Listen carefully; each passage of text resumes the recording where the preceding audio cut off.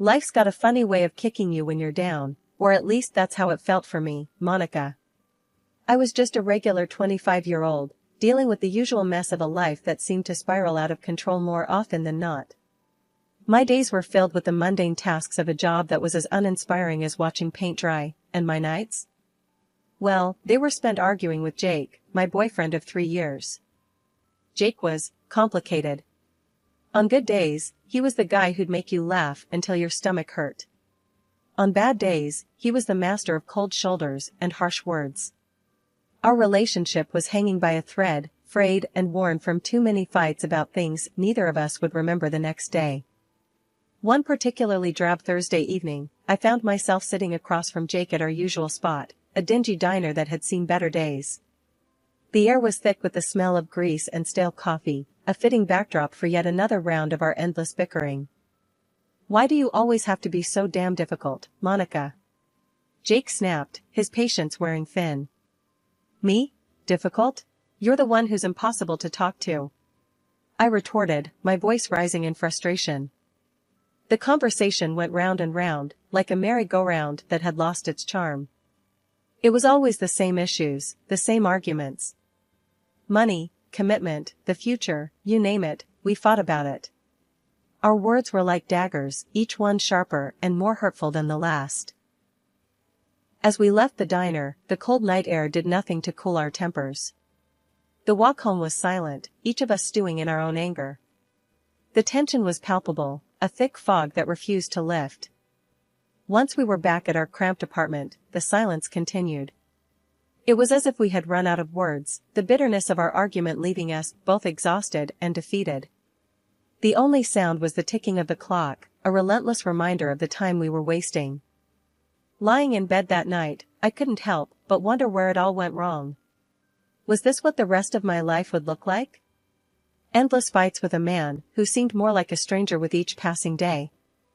The thought was suffocating, a heavy weight on my chest that made it hard to breathe. It was in that moment of despair that I made a decision. I couldn't live like this anymore. Something had to change. Little did I know, the universe had already set in motion events that would change my life in ways I could never have imagined. But for now, I drifted off to sleep, the storm clouds of my life gathering on the horizon, waiting to burst open. Just when I thought things couldn't get any worse, tragedy struck. My parents and I were involved in a horrific car accident. It happened so fast, one moment we were talking and laughing, the next everything was chaos and pain. When I woke up in the hospital, the world as I knew it had crumbled. My parents were gone, and I was left alone with a damaged spine and legs that wouldn't move. I couldn't see a future for myself. My life, as I knew it, was over. Lying in the sterile white of my hospital room, I was drowning in thoughts that maybe, just maybe, my life as I knew it was done for. The doctors, with their carefully neutral faces, told me that my road to recovery would be long, maybe never-ending. Rehabilitation will be a significant journey, they said, their voices a mix of professional detachment and pity. But what I heard in their silence was a louder, scarier message. They didn't want to give me false hope. It was during one of those countless, blurred days filled with silent despair that Jake walked into my room, his parents trailing behind him. They had that look people get when they're trying to be strong for someone else, their smiles a bit too tight, eyes a tad too bright. Jake came to the side of my bed, and for a moment, he just looked at me. I saw something in his eyes then, a determination I hadn't noticed before. It scared me a bit, that intensity, because what could he possibly say to make this situation any less of a nightmare? "Monica," he began, and his voice cracked like he was fighting back emotions too big for him. "I know this is probably the worst timing, and I know you're going through hell right now. But I can't pretend anymore. I can't act like what I feel for you isn't the most real thing I've ever felt in my life." His words hung in the air, heavy and unexpected. Then, before I could even process what he was saying, Jake did something completely crazy. He got down on one knee right there on the cold, hard floor of my hospital room. "I love you, Monica. I love you more than I've ever loved anything or anyone in my life. Marry me. Let me take care of you. Let me be the one by your side, through all of this and whatever comes next. His parents, standing just a little behind him, had tears in their eyes. His mom, wiping her eyes with the back of her hand, nodded at me, as if encouraging me to say yes. His dad, a man of few words, just placed a supportive hand on Jake's shoulder, a silent show of approval. I was speechless, my mind a whirlwind of emotions. Fear, love, uncertainty, hope, they all battled within me. But looking into Jake's eyes, seeing the raw honesty there, something in me just unlocked. Yes, I whispered, the word barely audible. Yes, I'll marry you. The relief and joy on Jake's face were like a sunrise after the darkest night. His parents came closer, both of them assuring me, "We're going to take care of you, dear, as if you were our own daughter. Your family now." The wedding itself was nothing like I had ever imagined my wedding would be. It was small, intimate, with only the closest of our relatives and friends. I was in my wheelchair, feeling a mix of exhaustion and happiness, a bizarre cocktail of emotions. But when I saw the faces of those who came, saw their genuine smiles and teary eyes, I knew this was right. This was real. Despite the unorthodox circumstances, that day was a blur of love, a testament to something I wasn't sure I believed in anymore, hope. Jake and I, hand in hand, faced our small audience, our vows more than just words, they were promises, a bridge over the uncertainty of my recovery and our future.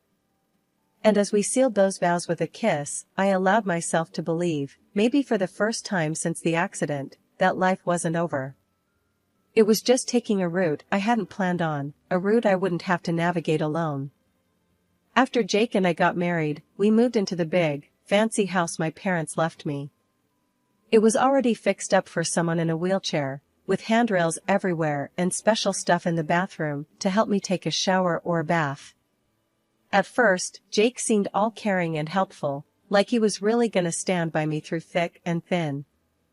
But that changed faster than I expected. Not long after we moved in, Jake quit his job. He said it was 'cause he needed to take care of me, but honestly, I wasn't seeing much of this so-called care. His excuse was that we didn't need to worry about money 'cause of the inheritance I got from my parents. According to him, that meant he didn't need to work anymore. But here's the kicker, I ended up doing most stuff by myself. Cooking, trying to clean up as best as I could, struggling to take a bath, it was all on me. Meanwhile, Jake spent his days glued to his computer screen, playing games, or hanging out with his buddies at some bar. He'd come home late, usually drunk, and then he'd start on me, calling me a burden and whatnot. It wasn't just Jake either. His parents, who used to be all sweet and caring before we got married, flipped a switch too.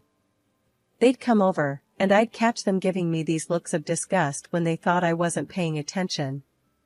It was like they saw me as some kind of mistake their son had made. One day, I had enough and confronted Jake about it. I was struggling to make a simple meal in the kitchen, and he just waltzed in, looking for something to snack on.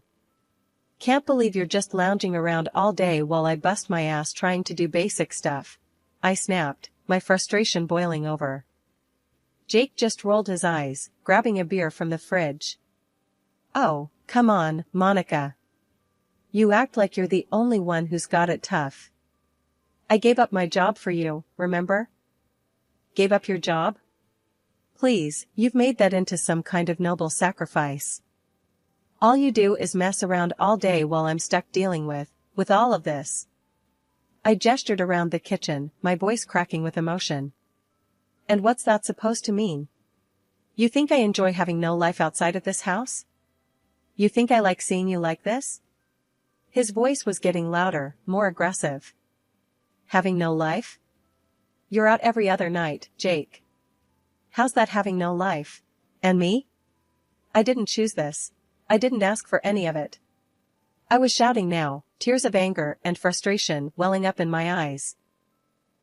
The argument spiraled from there, each of us hurling accusations and hurtful words until we were both too exhausted to continue.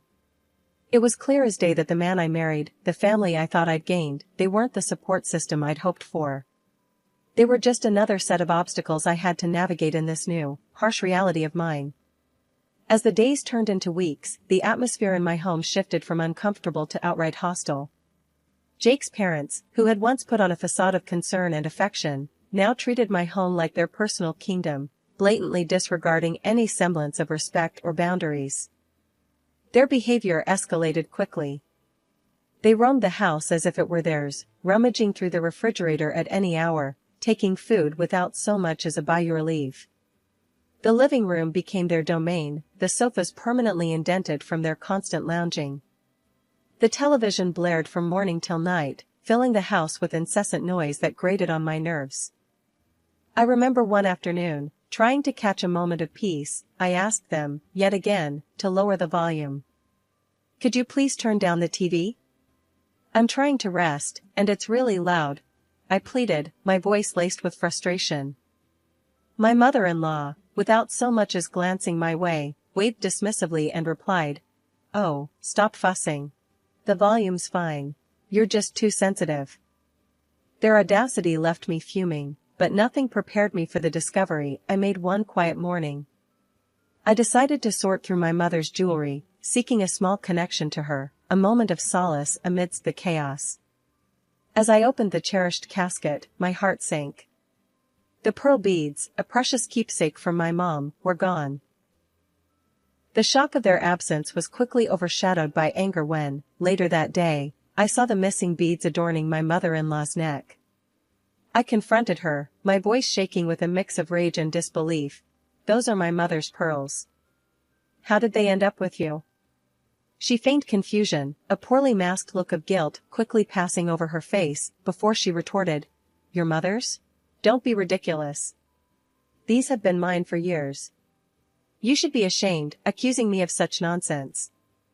Her words stung, but they also solidified my growing suspicions about the kind of people I was dealing with. My discomfort turned to vigilance, and it wasn't long before I noticed other items missing: paintings that once graced our walls, expensive dishes that were part of my family's collection. Each disappearance chipped away at my sense of security, leaving me feeling more isolated and betrayed. The final straw came when I caught a glimpse of my mother-in-law one evening, sneaking out with a large, bulging black bag. Her hurried pace and the way she glanced around, thinking she was unnoticed, spoke volumes. I couldn't stay silent any longer. Confronting her the next day, I demanded, "What was in that bag you took out last night? More of my things? More of my parents' memories you decided you're entitled to?" Her reaction was a mix of defensiveness and guilt. "You've got it all wrong," she stammered, avoiding my gaze. "I was just taking some things to donate." "Your accusations are hurtful and unwarranted." But her words rang hollow. The evidence was too damning, the pattern too clear. I was living with vultures, picking over the remains of my past life, my family's legacy. The realization was a bitter pill to swallow, leaving me to wonder how I could ever have thought these people were my family. Lily, my beacon in the fog of deceit surrounding me, was more than just a friend at this point. She was my ally in a house that felt more like enemy territory with each passing day. During one of her routine visits for my massage therapy, which had become one of my few solaces, I finally broke down and shared my darkest suspicions about Jake and his parents. The weight of my words hung heavy in the air, thick with betrayal and fear. Lily's response was immediate, a mix of outrage and practicality. "Monica, we need solid proof. How about we plant some bugs in the house? Catch them red-handed?" Her suggestion, radical as it seemed, was a lifeline.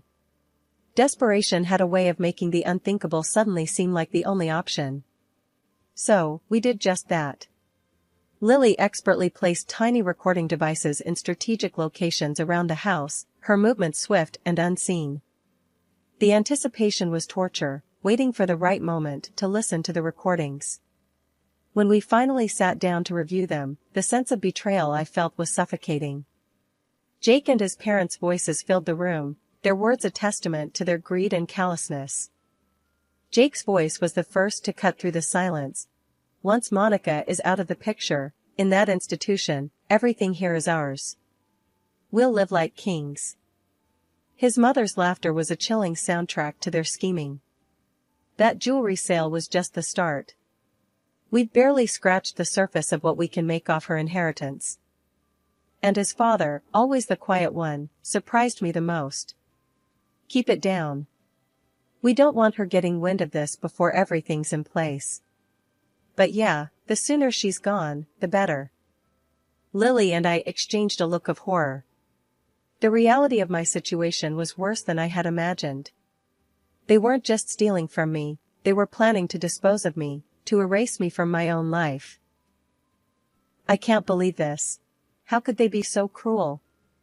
My voice was barely above a whisper, the hurt and disbelief rendering me almost speechless. Lily, ever my protector, squeezed my hand tighter.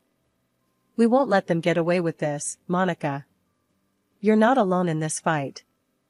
But the question of what to do next was daunting. Confrontation seemed too dangerous, given their plans for me. I need to be smart, I said, the gears in my mind turning. They think they're playing me, but now we've got them. I need a plan, something to turn this all back on them. Lily nodded, her determination mirroring my own. We'll figure this out, together. They picked the wrong woman to mess with. As we plotted our next steps, the recordings continued to play, a grim soundtrack to our resolve. Each word from Jake and his parents fueled my determination to fight back, to reclaim my life and my dignity from those who'd so callously tried to strip it away.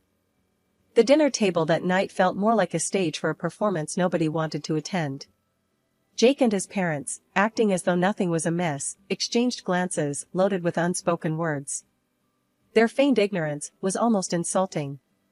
As we sat there, the chasm between us couldn't have been wider. I couldn't shake the feeling of betrayal, the sting of their deceit cutting deeper with every secretive look they shared. Fueled by a mix of hurt and defiance, I turned to Jake, my voice steady despite the turmoil inside. Jake, look at me, I said, waiting until I had his full attention, his eyes finally meeting mine. Do you love me?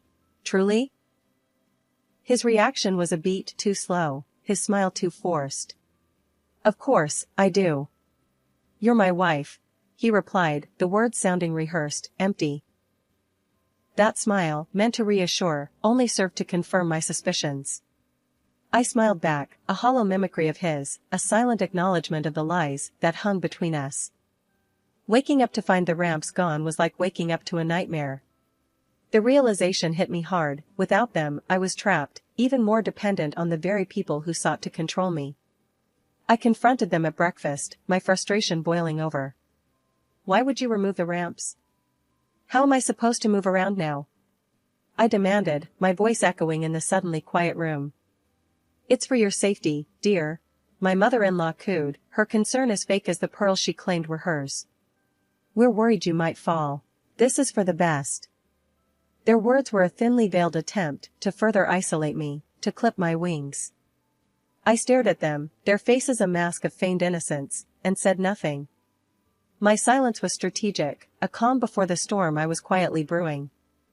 Behind their backs, I made calls, reached out to the service for the disabled, and enlisted my lawyer's help. They arrived unexpectedly, a welcome intrusion. The shock on Jake and his father's faces was palpable, a mix of fear and disbelief as the team from the service began their assessment, immediately noting the absence of the ramps. My lawyer, ever the professional, wasted no time. We're here to conduct a thorough inventory check, he announced, his tone brooking no argument. An inventory was made after Monica's parents passed. We're going to verify that everything is as it should be. As the meticulous inventory unfolded, the stark reality of betrayal became increasingly apparent. My lawyer, a steadfast presence amidst the chaos, meticulously checked off each item against his exhaustive list, his professionalism a stark contrast to the emotional turmoil swirling around us. The absence of my mother's jewelry, my father's collection of expensive suits, the missing paintings that once adorned the walls with history and culture, antique dishes that were family heirlooms. Each missing item was a wound, a testament to the depth of deceit I was surrounded by. The in-laws, once so adept at weaving a facade of concern and familial warmth, found themselves cornered by the irrefutable evidence of their greed. Their initial shock quickly gave way to a desperate attempt at salvaging whatever they could from the situation. Tears streamed down my mother-in-law's face as she turned to me, her voice quivering. "We're so sorry, dear. It all just got out of hand. Please, can't we move past this?" Her husband, my soon-to-be ex-father-in-law, echoed her sentiment, his voice breaking under the weight of his guilt. "We never meant to hurt you. It was greed, foolishness. Please forgive us." But the time for forgiveness had long passed. I faced them, the weight of their betrayal heavy on my heart, yet my resolve unwavering. "Forgiveness? After everything you've done? You didn't just steal things, you tried to steal my dignity, my independence," I countered, my voice steady and strong. Turning to the police officers, I presented them with the inventory results and the recordings, undeniable proof of the in-laws' deceit. "These are the people you're looking for," I said, the finality in my voice marking the end of this chapter of my life. The court proceedings were swift, the evidence overwhelming. The judge's gavel sealed their fate, sentencing them for their crimes, mandating the return of what could be salvaged from their thefts, and compensating for what could not. Watching them face the consequences of their actions, a mix of relief and sorrow washed over me. Justice had been served, but at what cost? Divorcing Jake was a liberating, if painful, process. I also pursued compensation for the mistreatment, a legal acknowledgement of the suffering they had inflicted. Throughout the legal battles, my voice never wavered, my testimony a cathartic release of all the pain and betrayal I had endured. In the end, sitting in a wheelchair on the steps of the courthouse, a sense of closure enveloped me. The journey had been harrowing, a test of my resilience and strength. As I look back on the tumultuous journey I've endured, it's hard not to feel a sense of pride mingled with disbelief. The road to recovery was fraught with uncertainty, yet here I am, making strides, both literally and metaphorically, that once seemed out of reach. My legs, which doctors feared might never regain their strength, are now carrying me forward, step by tentative step. The sensation of pebbles under my feet, a once mundane experience, now fills me with an overwhelming sense of victory. "Your progress is nothing short of remarkable," my doctor told me during a recent visit, his voice tinged with genuine astonishment. It was a far cry from the cautious optimism he offered in the early days of my rehabilitation. Reconnecting with my friends has been a lifeline, their unwavering support a constant reminder that I'm not alone in this fight. "We're here for you, no matter what," they assure me, their words a balm to the scars left by betrayal. Jake, the man I once believed would stand by me through thick and thin, has become a distant, almost pitiful figure. Stripped of the financial windfall he so greedily anticipated, he now scrapes by, his calls and apologies a desperate attempt to claw back into my life. "Can't we just put all this behind us? Start fresh?" he pleads, his voice a mix of desperation and hope. I can't help but laugh, the sound rich with scorn and liberation. "Start fresh? With you?" I reply, my voice steady and confident. "That's a chapter of my life I've happily closed. You're just a footnote now." The flowers he sends, a pathetic attempt at reconciliation, find their way straight into the trash. "You think a few roses can erase your betrayal?"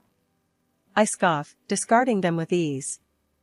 They're a reminder of what I've overcome, not of what I've lost. In the midst of navigating this new normal, I've discovered a passion I never knew I had. Painting has become my sanctuary, a way to express the whirlwind of emotions that accompany my journey. An easel and a set of paints are now my most cherished possessions, allowing me to bring memories of my parents to life and to capture the beauty of the world around me. "This is how I heal," I explain to anyone who asks, my brushstrokes a testament to my resilience. My transformation is not just physical, it's a rebirth of my spirit. "They thought they could break me, but I'm stronger than I've ever been," I declare, with newfound determination. My story, once overshadowed by the actions of those who sought to exploit me, is now a narrative of triumph, a reminder that even in our darkest moments, there is light to be found. This chapter of my life, while born from pain and betrayal, is defined by growth, resilience, and the unwavering belief in the possibility of a new beginning. I am not the same person I was before. I am stronger, wiser, and ready to face whatever comes next with grace and courage.